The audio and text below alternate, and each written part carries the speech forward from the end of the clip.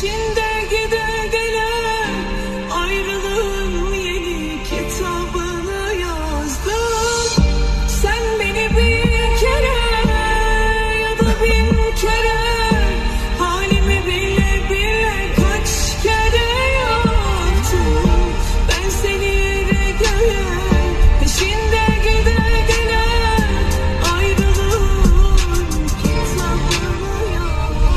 منم خواب دیده بود توی رودخونه همه دارن ماهی میگیرن و منم چای میریزم و گرفتم به تر و تخمم همه نون شب ولی من نمیخواستم که ماهی ها جون بدن و رفقا داشتن همه دست خود میزدن رود منو ببینم سب کنم و مونده نرو